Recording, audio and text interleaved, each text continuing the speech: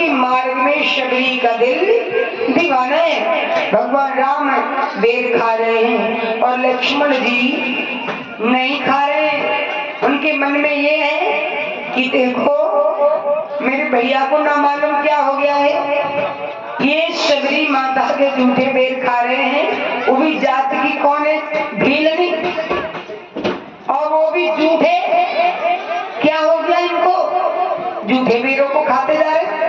भगवान राम बोले भैया लक्ष्मण देखो ना बेर तुम भी खा गए, कितने मीठे हैं। अब भैया की आज्ञा को उल्लंघन तो कर नहीं सकते। उन्होंने उठाया तो बेर, लेकिन वो खाया नहीं, जूठा समझ कर फेंक दिया।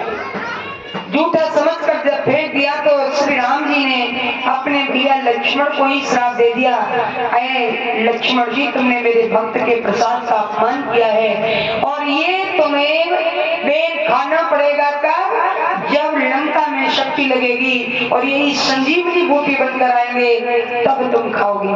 अपने ही लक्ष्मण को श्राप दे दिया। अब सारे ऋषि महात्माओं को पता चल गया शबरी के बुलाने से मर्यादा पुरुषोत्तम भगवान राम आए हैं मतंग ऋषि के आश्रम में, और हमारी तो उम्र बीत गई भजन करते करते, लेकिन अभी तक भगवान के दर्शन नहीं हुए। शबरी थोड़े दिन से संतों की सेवा कर रही है और देखो भगवान उनको दर्शन देने आए हैं। चलो तो हम लोग शबरी के बुलाने से ही दर्शन क्यों ना कर लो। सारे ऋषि महात्मा भगवान के दर्शन किए, बड़े भाव विभोर हुए और एक आग्रह किया, प्रभु अगर आप आए हो तो ये पंपा सरोवर में कीड़े पड़ गए हैं, इस जल को आप स्वच्छ कर दीजिए। तो भगवान राम कहते हैं संत का रूप और भगवान का रूप एक होता है, आप जब चाहते तब इस जल को स्वच्छ कर सकते थे, आप अपने चरणों को डालो। सारे ऋषि गणों ने श्री राम जी के कहने पर जब भैया अपने चरणों को डाला तो जल स्वच्छ नहीं हुआ।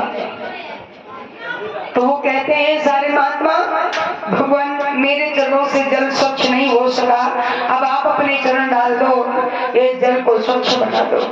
श्री राम जी कहते हैं नहीं मानते हुआ, चलो हम भी डाल के देखते अपने चरण। श्री राम जी ने भी अपने चरणों को डाला, लेकिन जल फिर भी स्वच्छ नहीं हुआ। किस लिए नहीं हुआ, भक्त ये कैसा होना चाहिए भगवान ये बताना चाहते हैं। सबरी तुम अपने चरणों को ढलो।